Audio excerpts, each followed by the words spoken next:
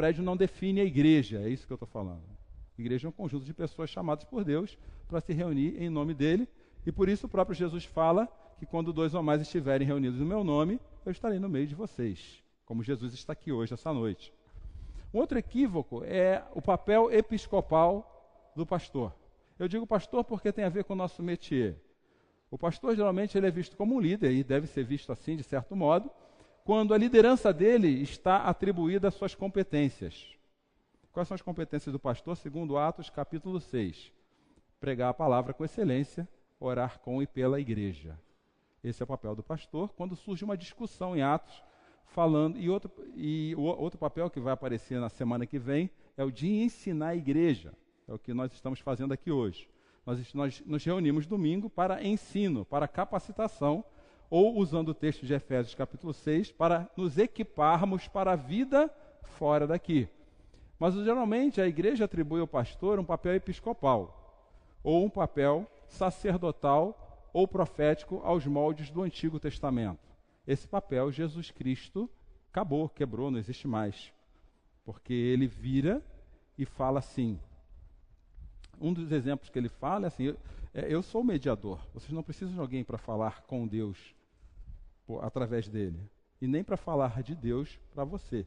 Vocês não precisam disso. Eu sou o caminho, a verdade e a vida. Acontece na hora da crucificação de Jesus Cristo uma cena interessantíssima. Naquele templo que foi destruído, havia uma área separada chamada Santíssimo. E nessa área só entrava um homem, era o sumo sacerdote. E ele entrava amarrado por corda, porque se ele morresse lá dentro, tinha que puxar pela corda. Não podia entrar nem um segundo para salvar o coitado tendo infarto lá dentro. De tão puro era aquele ambiente. E esse ambiente do Santíssimo, para o ambiente onde ficava o resto do povo, era separado por um véu. Olha a espessura do véu, 15 centímetros de espessura. Esse é um véu bem grosso, né? E quando Jesus morre na cruz, o texto diz que esse véu rasga. Esse véu ele cai. Imagina, para rasgar um véu de 15 centímetros, o que aconteceu? Mas o que o texto está dizendo? É que vocês não precisam mais se separar, de separação, de alguém que vá lá no Santíssimo falar com Deus. Então, o papel pastoral, em qualquer igreja evangélica séria, é funcional. O pastor tem dons, habilidades e competências específicas para ensino, para orar com a igreja e para falar da palavra.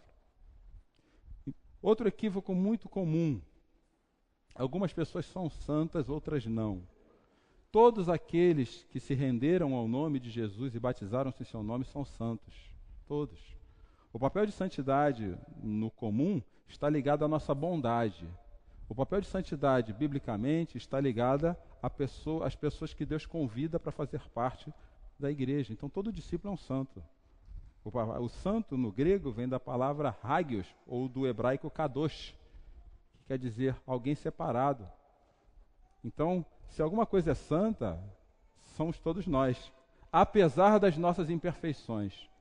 Então, eu poderia aqui passar a noite só falando de equívocos comuns na igreja. Mas o meu papel, eu até fui tentado a fazer isso ao longo dessa série. Mas, na verdade, eu vou caminhar por um outro viés. Em vez de eu falar daquilo que nós não somos, eu vou falar daquilo que nós somos. E a primeira coisa que Jesus nos convida a ser é pertencer a algo maior que nós mesmos. E eu queria trabalhar essa questão de pertencimento hoje em cima do texto de Efésios 4. Aliás, todo mês nós faremos uma reflexão sobre Efésios 4, dividir Efésios 4 em pedaços. Por que eu escolhi Efésios 4? Porque o papel da carta de Efésios, desde o capítulo 1 ao capítulo de número 6, é falar do que é ser igreja. Ela é totalmente montada por Paulo para isso. E se você tiver curiosidade de ir até o capítulo 6 depois, você vai ver que tudo aquilo que nós vemos aqui, Paulo fala, o resultado da vida da igreja, ele primeiro acontece na família e no trabalho. Olha que interessante, o capítulo 5 é isso. E depois ele nos reveste. Ele fala assim, viu? E o revestimento disso é a armadura espiritual, que é o capítulo 6. Mas do capítulo 1 e 2, ele fica nos falando a respeito de quem nós éramos e quem Cristo nos fez.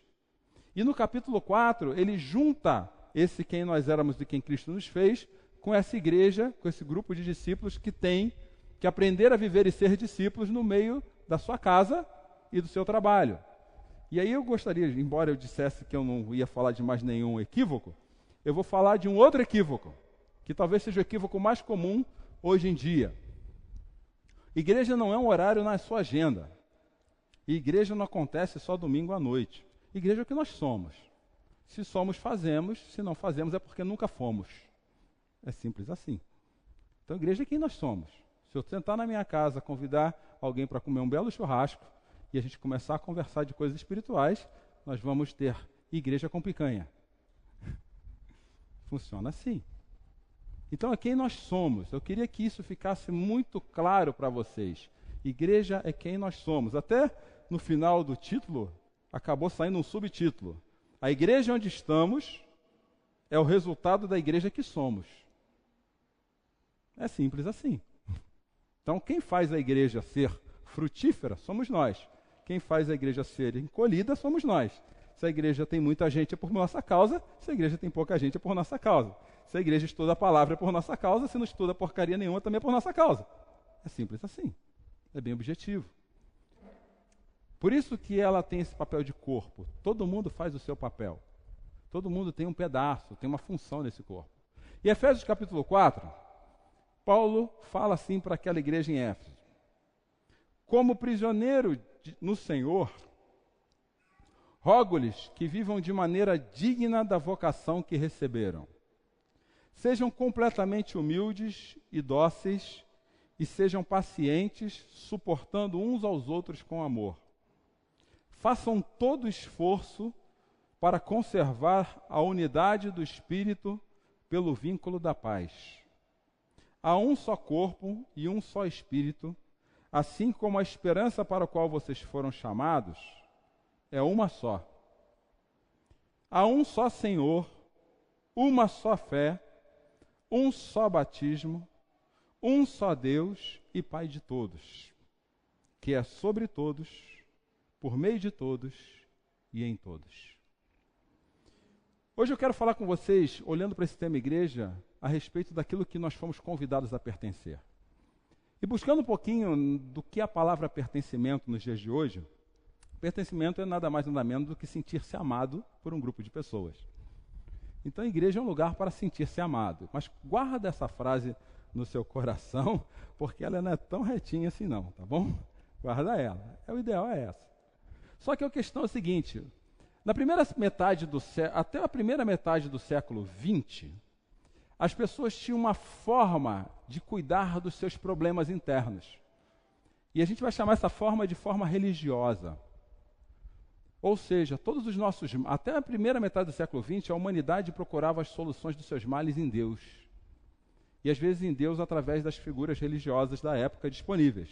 Pastores, padres, rabinos, o que for. Então havia uma facilidade muito grande das pessoas tratarem dos seus problemas, entendendo que aqueles que poderiam ajudá-los a dar soluções eram os religiosos. Aí surgiu um cara na história, Sigmund Freud. Quem já ouviu falar de Freud?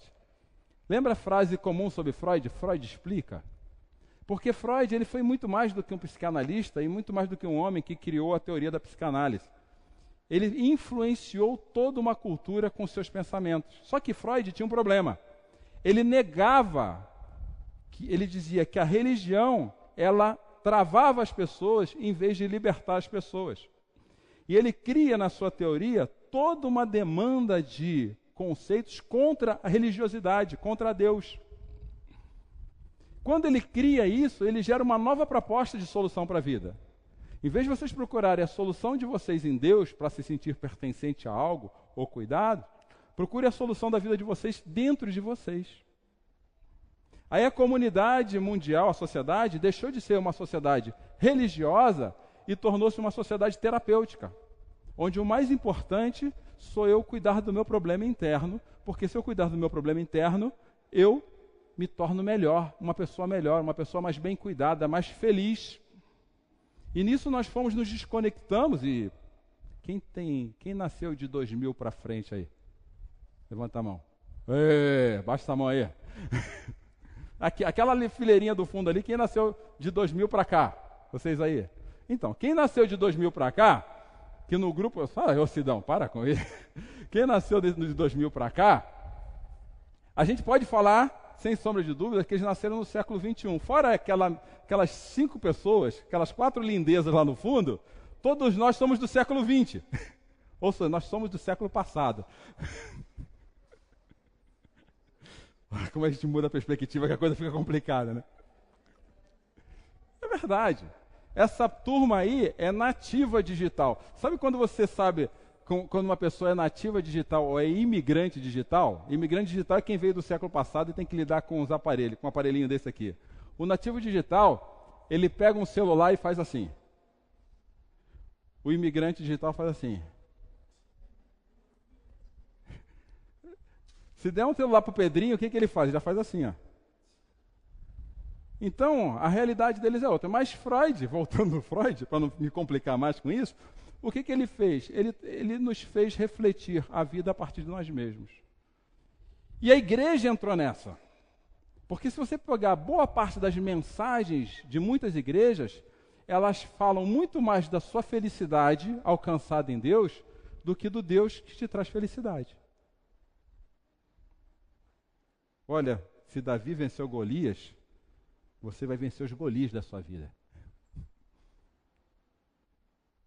Olha, se o mar vermelho abriu para o povo, os mares vermelhos da sua vida vão ser abertos. E assim nós tornamos a mensagem bíblica numa mensagem terapêutica. E isso não traz pertencimento a lugar nenhum. Isso só diz para nós que nós somos egoístas, egocêntricos e somos a pessoa mais importante da face da terra. E não é isso que Jesus veio trazer para a gente. Jesus veio formar um corpo, uma comunidade de pessoas imperfeitas, que sabem quem os chamou. Por isso Paulo começa essa carta com um chamado. Prestem atenção, discípulos de Cristo pertencem a uma comunidade convocada e vocacionada por Deus para o exercício da fé. Olha como é que Paulo começa a falar nessa carta. Como prisioneiro do Senhor, isso é porque ele estava na prisão, rogo-lhes que vivam de maneira digna da vocação que receberam. Paulo já está nos ensinando, logo no começo da carta, é que se nós somos quem somos, é porque nós recebemos um convite. Porque uma outra tradução para a vocação que receberam é o convite que receberam. Então, quem é igreja é porque foi convidado para ser igreja. E deixa eu abrir um parênteses aqui, eu não estou falando da placa da igreja. Eu estou falando desse grupo de pessoas convidados por Deus para caminhar com eles na história até a eternidade. Então, o escopo, o assunto é totalmente diferente. Eu não estou aqui para fazer algo atômico, fazer parte de algo atômico, que sou eu a pessoa mais importante dessa história. Eu fui convidado a fazer parte de uma história maior. E esse convite me vocaciona para ser filho ou filha de Deus.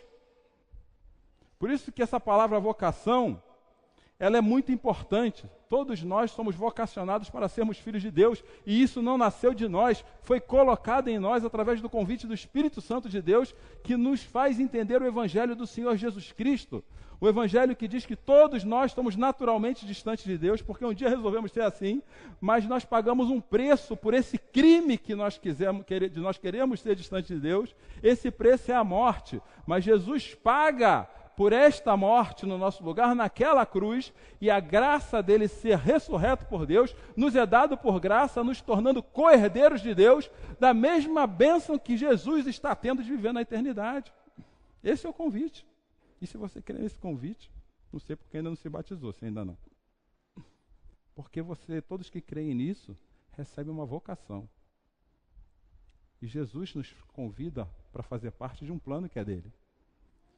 Em outro texto, em Filipenses capítulo 1, versículo 27, Paulo vai falar assim: não importa o que aconteçam, exerçam a sua cidadania de maneira digna do Evangelho de Cristo, para que assim, quer eu vá e os veja, quer apenas ouça ao seu respeito em minha ausência, fique sabendo que vocês permanecem firmes num só Espírito, lutando unânimes pela fé evangélica. Olha o que Paulo faz, junta um texto com o outro. Quando eu me rendo ao evangelho, eu recebo uma outra cidadania.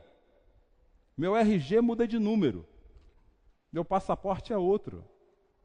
Não é mais o passaporte azul da República Federativa do Brasil. É o passaporte branco da República Federativa da Eternidade. Mas Paulo não fala que a gente tem que esperar lá, chegar lá, para viver o melhor de Deus para a nossa vida. Ele fala que nós já podemos começar a viver isso hoje. Porque nós não seremos, mas já somos cidadãos. Cidadãos do céu. E Paulo escreve para a igreja de Filipe, dizendo assim, quer que eu vá ou fique, onde quer que eu esteja, eu quero ouvir uma coisa a respeito de vocês. Que vocês estão firmes num só espírito e lutando unânimes pela fé evangélica. E evangélica, que é uma palavra que eu tenho terror, me dá até arrepio falar essa palavra evangélica. É verdade. Porque tem tanta besteira aí se chamando evangélico, que eu fico até com medo de me chamar de algumas palavras. Evangélico, crente, tal, tal. Não é porque as palavras são ruins, é porque o que a gente vê aí não é bom. Mas quando Paulo fala de fé evangélica, não existia nem denominações evangélicas. Ele está falando pela fé do evangelho, desse evangelho que eu acabei de conversar conosco. Então, se nós pertencemos a algo, é porque Deus nos convidou. Se nós pertencemos a algo, é porque Deus nos unificou num só espírito. E se nós pertencemos a algo, é porque Deus nos convidou, nos unificou e nos transformou a partir de uma única questão, o evangelho do Senhor Jesus. Então, nós pertencemos não por vontade própria, mas por convite. Em Colossenses, capítulo de número 1, 10 a 12, Paulo vai falar assim: isso para que vocês vivam de maneira digna do Senhor e em tudo possam agradá-lo, frutificando em toda boa obra, crescendo no conhecimento de Deus, sendo fortalecidos com todo o poder, de acordo com a força da sua glória, para que tenham toda a perseverança e paciência com alegria, dando graças ao Pai, que nos tornou dignos de participar da herança dos santos no reino da luz. Olha quanta coisa rica Paulo diz que quando nós aceitamos esse convite, passamos a ter. Eu não vou ficar discorrendo sobre todas elas, mas vou ser bem rápido. Primeira coisa, Paulo espera que a gente viva de acordo com essa vocação. E essa é uma pergunta que todos nós precisamos nos fazer aqui. Nós vivemos de acordo com a vocação daquele que nos chamou? A vocação de sermos santos, escolhidos. Outra coisa que Paulo fala, nós precisamos agradar a Deus em tudo. Tudo. Se nós pegarmos 100% da nossa vida, 7 dias por semana, 24 horas por dia, nós agradamos a Deus em tudo. Ele espera que a nossa vida vocacionada, que é convidada a pertencer à igreja dele, agrade a Deus em tudo. Outra coisa que Paulo fala, frutificando. A nossa vida tem dado frutos. E aí eu volto, frutos para o reino. Outra coisa que Paulo fala, e essa aqui para mim é uma das maiores dificuldades do público cristão do século XXI, crescendo no conhecimento de Deus. Quase todo mundo quer Deus, muitos poucos querem crescer no conhecimento de Deus. E crescer no conhecimento de Deus só tem de um jeito, gente, debruçado sobre a Bíblia. Não tem outro jeito. Não é ouvindo palestra no YouTube. Não é. Não é indo nas pregações dos pastores em 10 lugares que vão. Tem gente que é tiete de pastor. Não é assim. Você só cresce no conhecimento debruçado sobre a Bíblia. Sentado com pessoas mais experientes que você e falando assim, me ensina sobre isso aqui que eu não estou entendendo o que está escrito. Eu quero que você me ensine. Outra coisa que Paulo diz, essa é outra coisa difícil no meio do povo cristão, para que tenham toda a perseverança e paciência com alegria. O povo cristão, acho que são 100% dos 9% de ansiosos que eu falei na semana passada. O povo que devia ser mais descansado, mais de boa com a vida, porque conhece um Senhor, cuidador de todas as coisas, é extremamente estressado. Porque vive uma espiritualidade individualista. Porque vive uma espiritualidade em si mesmada, olhando só para o seu umbigo, e não para a glória, não para a redenção, não para aquilo que vem. Porque o que nos fortalece não é as bênçãos que Deus dá aqui, mas é o nosso olhar para a glória do Senhor. É a eternidade que nos fortalece, é o que virá que nos fortalece, que nos faz levantar todos os dias da cama, ainda que a nossa mente e o nosso coração esteja extremamente triste com os problemas de hoje.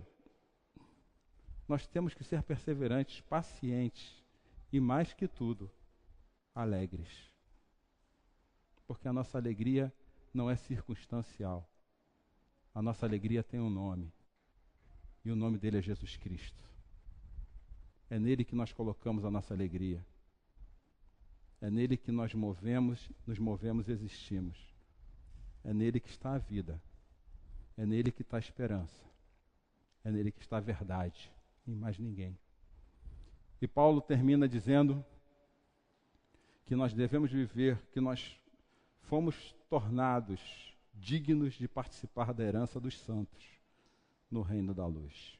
Em segundo lugar, continuando a fazer uma reflexão em cima de Efésios 4, 2 e 3, Paulo vai falar assim: se você entendeu isso, guarda isso aqui, nessa caixinha. Vamos brincar de caixinha? Essa caixinha é isso, é o que nós somos, tá? Vamos para outra caixinha agora. É o que discípulos de Cristo ajudam outras pessoas a sentirem-se pertencentes da comunidade dos discípulos. Se eu sou isso, eu ajudo outras pessoas. Por isso que Paulo vai falar assim: então, já que vocês são isso, convidados a pertencer de um chamado que os vocaciona para serem santos, a partir de agora vocês precisam fazer isso, que Paulo diz. Sejam completamente humildes e dóceis, sejam pacientes, suportando uns aos outros com amor. Façam todo o esforço para conservar a unidade do Espírito pelo vínculo da paz. Se eu quiser juntar essa lista com uma outra lista também de Colossenses, Paulo vai dizer: portanto, como escolhidos de Deus, olha o vocacionado aqui de novo, santo e amado, revistam-se de profunda compaixão, bondade, humildade, mansidão, paciência, suportem-se uns aos outros e perdoem as queixas que tiverem contra os outros e perdoem como o Senhor lhes perdoou. Olha como é que Paulo nos aperta sem nos abraçar. Ele nos dá uma lista de atributos que devem emanar de nós se nós somos igreja. Se nós somos parte de algo que nós fomos convidados. Primeiro, humildade e docilidade. As pessoas precisam ver humildade e docilidade na gente. Nós precisamos ver isso entre nós. Nós precisamos praticar isso conosco. Paciência. Num mundo impaciente, a pessoa mais paciente tem que ser a gente. E nós estamos vendidos por esse discurso autocentrado e nos distanciando do Senhor, que nos convidou para fazer parte do povo dele. Outra coisa, suportando com amor. Gente, quando eu fui estudar essa frase, eu fiquei com raiva de mim mesmo, porque eu não sou assim. Sabe o que Paulo quer dizer com suportando com amor? O cara pode te injuriar, mas aguenta ele. O cara pode ser um pé naquele lugar que você pensou junto comigo, mas aguenta ele. Porque o teu papel é suportar. Uma vez eu assisti um filme, eu já falei desse filme aqui, chamado Corajosos, que um cara tinha um outro que só enchia a paciência dele. Enchia, aquele cara era um tormento. E ele orava a Deus, falando assim: Senhor, dá-me paciência com esse indivíduo. Aí um dia ele contou dessa frase para um outro amigo cristão que estava com ele. Falou: eu peço paciência para o Senhor, mas esse homem aqui do meu lado o Senhor não tira. Porque a gente sempre quer a resposta do nosso jeito e não do jeito que Deus tem para nos dar. Aí o outro falou assim: será que não é justamente por causa disso que Deus está colocando essa pessoa do seu lado? Para treinar a sua paciência? Porque espera-se paciência da gente. Outra coisa que Paulo diz: esforço pela unidade do Espírito no vínculo da paz. Nós temos que ser promotores da paz, nunca da guerra, nunca da briga, nunca da confusão, e aqui eu posso falar nunca da fofoca também.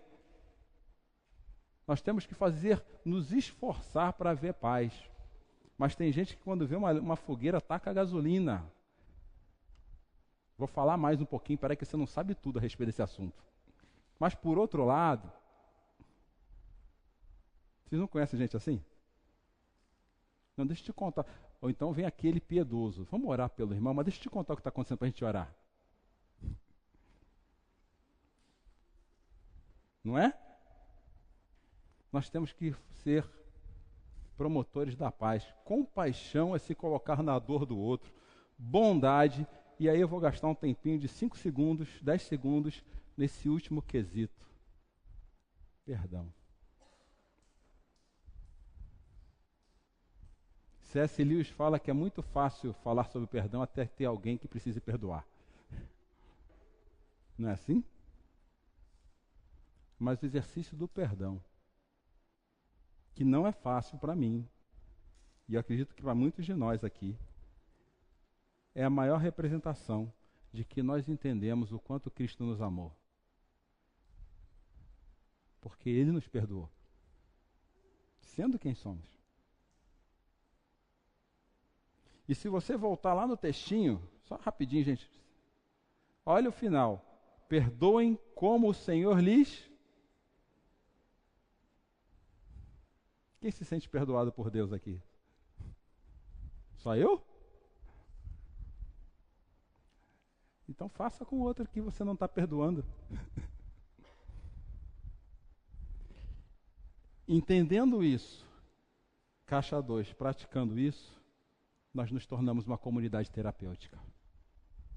Nós não precisamos fazer parte de uma cultura terapêutica para nos tornarmos uma comunidade terapêutica.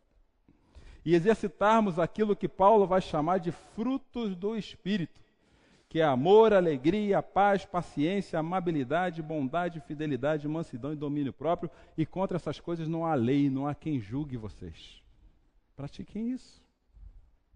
Nós pertencemos a algo por convite, que da nossa vida tem que produzir um outro algo. E com esse outro algo que nós produzimos sendo isso, nós nos tornamos uma comunidade que cuida uns dos outros.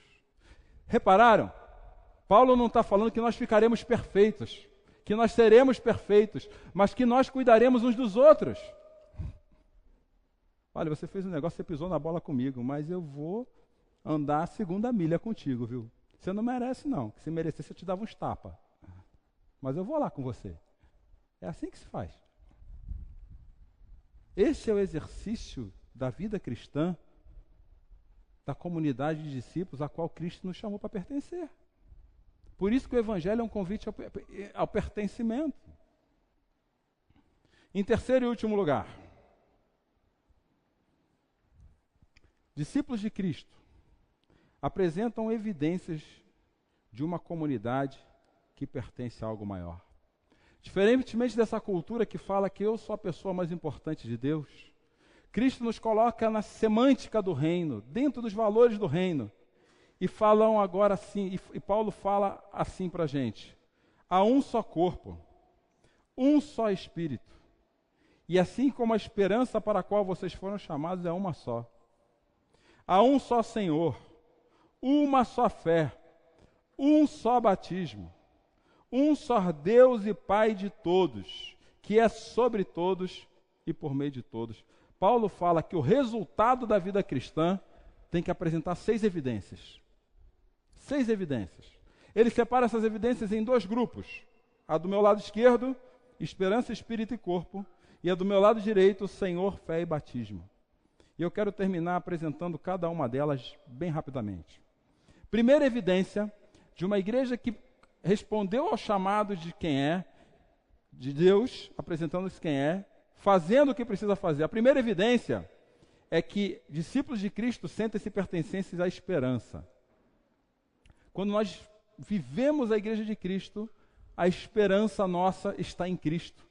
Por isso que Paulo fala, se somente para esta vida que temos esperança em Cristo, dentre todos os homens somos os mais dignos de compaixão. Isso, gente, às vezes vai de encontro com os nossos motivos de oração, porque a gente só pede coisa para essa vida. Não é verdade?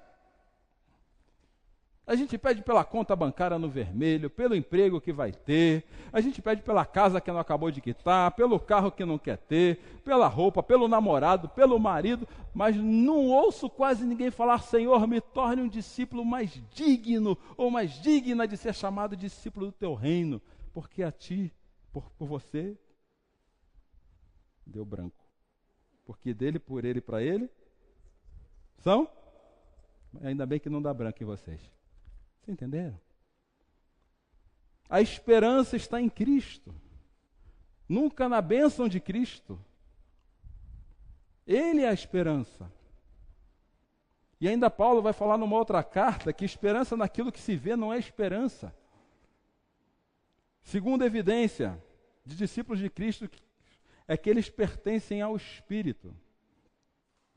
1 Coríntios capítulo 12, versículo 13. Pois em um só corpo todos somos batizados em um único Espírito, quer judeus, quer gregos, quer escravos, quer livres, e a todos nós foi dado beber de um único Espírito. Gente, deixa eu falar daqueles nomes ali rapidinho, judeu e grego, escravo e livre. O que Paulo está falando é que Deus não faz diferenciação de pessoas quando quer alcançar elas. É isso que ele quer dizer, resumindo bem a história ali. E todas elas, independente de ser chefe ou empregado, todas elas, independente de ser japonês ou brasileiro, Deus salva até os cariocas. Haja misericórdia, viu? Independente disso, dependendo da placa da igreja, se Jesus e o Evangelho for o centro, o Espírito que batiza a todos é o mesmo. Mas Jesus tem que ser o centro. O Evangelho tem que ser o centro. Porque o Evangelho é o poder de Deus transformador de vida. O resto é só Bíblia, tá? Falando assim parece pouco. Mas se eu tiro o Evangelho da Bíblia, vira um livro bom de autoajuda. Paulo Coelho escreve coisa melhor, mais bonitinha do que livro de Provérbios. Ou então Eclesiastes Salomão fala assim, a vida é uma inutilidade. Já viu o livro de autoajuda falar isso? A Bíblia fala, porque ela é real. Mas Cristo, revelado pelo Espírito Santo, é que nos dá condições de entender aquilo como verdade. Tudo que eu falar aqui essa noite, nesses quase 30 minutos, se tirar Cristo, não serve de nada. Vamos assistir palestra que dá risadinha. Hoje palestra tem que dançar, né? Vai lá, vocês vão se divertir mais. Mas não é para isso que eu sou chamado. Eu sou chamado para que vocês saibam que a esperança de vocês está em Cristo. Eu sou chamado para dizer que o Espírito de Deus é que dá poder a vocês, a todos nós. Terceira evidência, discípulos de Cristo sentem-se pertencentes através do corpo, gente. E isso aqui é um negócio muito sério. Paulo, em Romanos, capítulo 12, 4 e 5, vai dizer, assim como cada um de nós tem um corpo com muitos membros, e esses membros não exercem toda a mesma função, assim também em Cristo, nós somos muitos, formando um corpo, e cada membro está ligado a todos os outros. Cristo nos une. Gente, deixa eu apresentar duas características negativas desse texto. A primeira é achar que todos os que estão em Cristo têm que ser iguais. Aí é complicado. Já viu o crente velho? Primeira coisa que ele aprende, evangeliquez. Evangeliquez. Evangeliquez é assim. Deixa eu ver se não tem nenhum evangeliquez aqui, peraí. Evangeliquez é assim. Tudo que fala para ele é ô glória, ô bênção. Só que enquanto ele está falando isso no meio da igreja, beleza, eu sei do que você está falando. Agora ele chega lá no trabalho dele, com um monte de gente que não conhece a Cristo, e ele começa, ô glória, ô bênção. Rapaz, não fala que isso aí não é de Deus, não. Você sabe qual é a impressão que esse cara passa para as pessoas? Você quer que eu seja franco? Chato. Chato. Tu é um chato, cara. Agora, se eu chego no meu trabalho e faço assim, ele me vê brigando, tendo a razão. E de repente eu chego, cara, desculpa porque eu errei. E o Deus que vive em mim me faz vir até você e pedir perdão. Isso dá mais testemunho do que um monte de verbo em evangeliquez. O problema é que a gente acha que pessoas de Cristo são pré-formatadas. E pessoas de Cristo, voltando a dizer, também não são perfeitas. Nós vamos errar com as pessoas. E tudo bem se errar. Desde que você reconheça seu erro. Gente, eu não conheço um cara mais maquiavélico do que Davi. Você conhece um cara mais maquiavélico que Davi? Rapaz, Davi era um cara maquiavélico. Um cara que pega o melhor amigo dele, melhor amigo, manda para frente de batalha, pro cara morrer porque quer ficar com a mulher do cara, é o quê? Bonzinho? Você seria amigo de um cara desse, Márcio?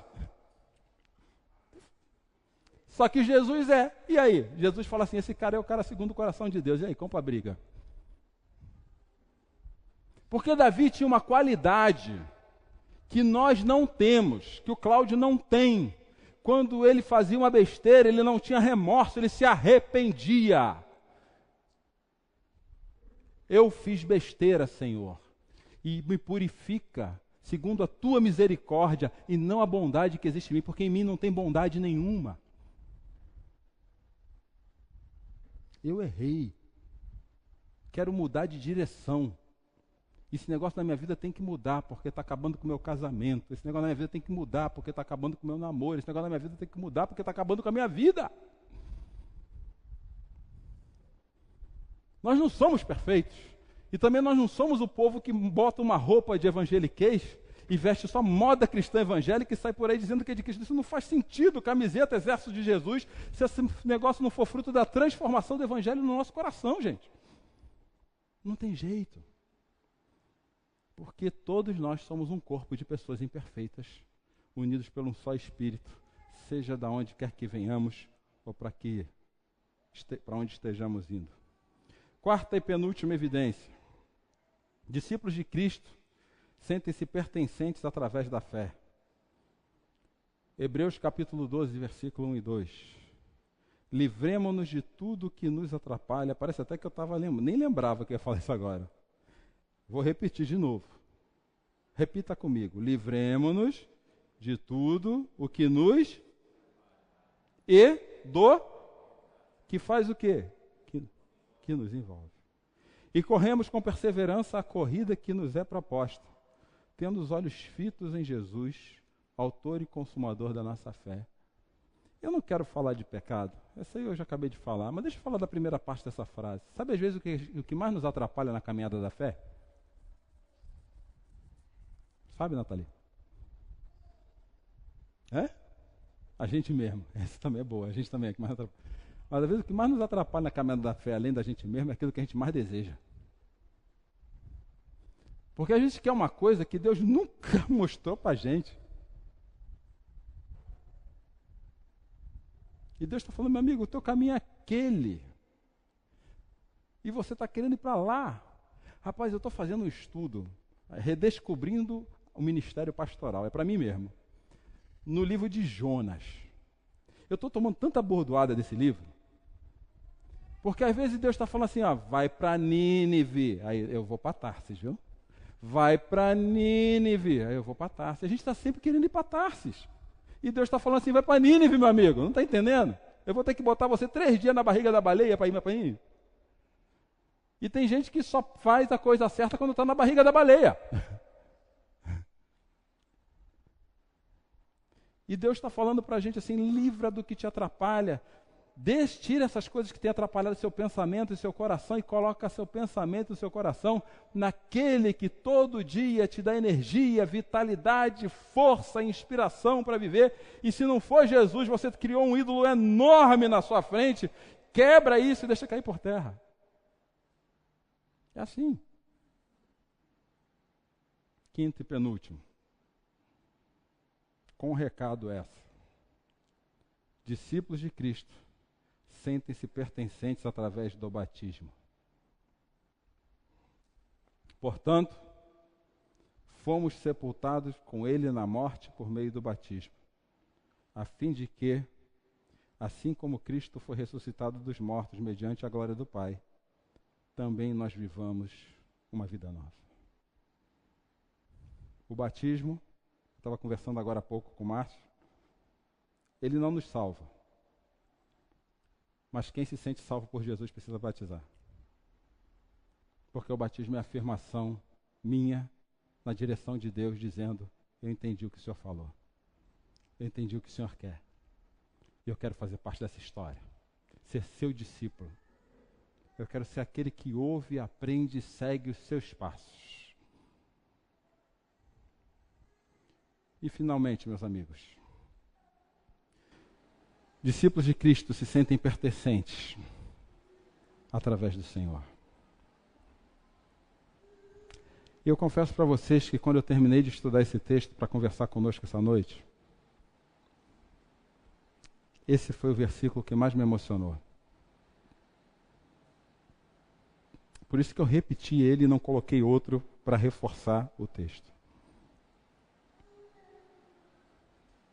Existe um só Deus e Pai de todos,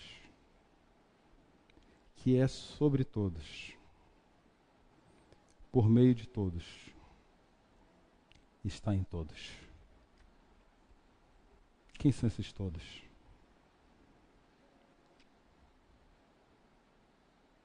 A Igreja do Senhor Jesus. Os discípulos de Cristo.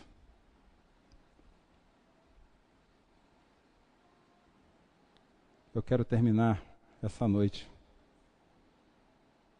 falando que se você é discípulo de Cristo, Deus está sobre você, guardando a tua vida, cuidando de você. Quando você estiver lá fora no dia ruim, eu quero falar para você que Deus está no seu meio. Jesus está ali nos seus dias ruins, nos locais ruins da sua vida também. E não é porque está ruim que não quer dizer que Ele não esteja lá. Ele está lá. Às vezes te carregando no colo. E eu quero falar para você, discípulo ou discípula de Cristo, que a vida de Jesus está em você. Jamais esqueça disso, que a vida de Jesus está em você. Se você não sabe o que fazer, conta com a vida de Jesus em você. Paulo pergunta, quem tem a mente de Cristo? E ele mesmo responde, nós, a Igreja de Cristo. Você tem acesso a informações através do Espírito Santo de Deus, que mais ninguém, a não ser que esteja em Cristo, tem. Usa essas informações. Você tem posturas aguardadas do reino de Deus que abençoam sua vida e a vida de pessoas que só você tem e mais ninguém tem. Usa essa postura que só vai te abençoar e abençoar a vida das pessoas. Ainda que essa postura contrarie o seu eu, o seu ego.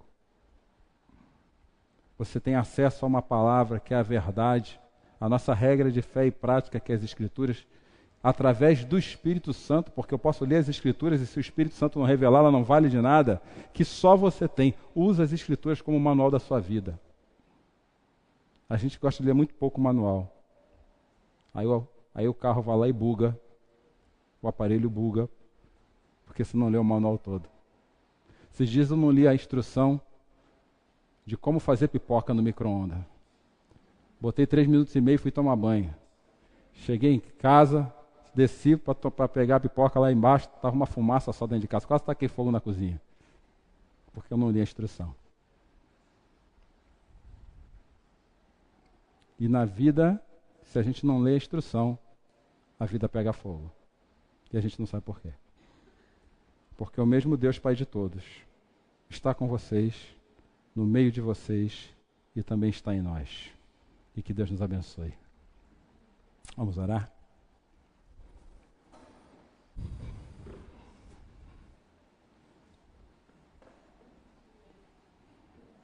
Senhor Deus, nós temos um convite do Senhor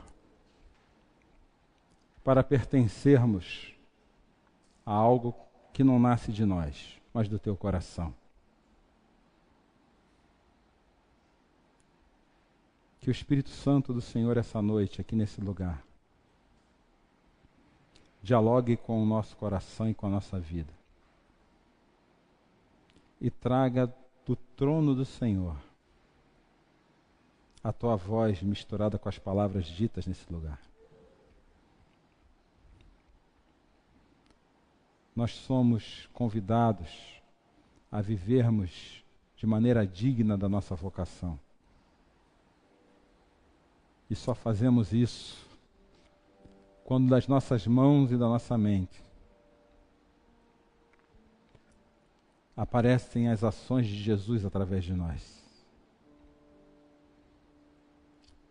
humildade, paciência, tolerância, perdão, amor ao próximo, carinho.